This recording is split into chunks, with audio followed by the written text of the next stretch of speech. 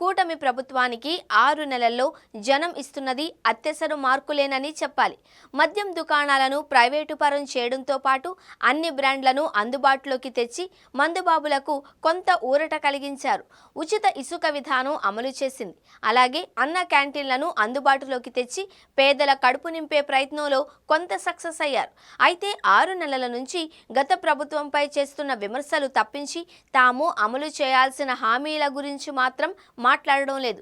నెలకు ఆడబిడ్డకు 1500 రూపాయలు, మహిళలకు బస్సుల్లో ఉచిత ప్రయాణం, తల్లికి వందనం, రైతుకు పెట్టుబడి సాయం, విద్యార్థులకు వసతి దీవెన వంటివి మాత్రం అమలు చేయలేదు. గత వైసీపీ ప్రభుత్వంలో వైఎస్ జగన్ ఒక క్యాలెండర్ను రూపొందించుకుని దాని ప్రకారం ఖచ్చితంగా ఆ డేట్కు మాత్రం లబ్ధిదారుల ఖాతాల్లో నగదు జమ చేసేవారు.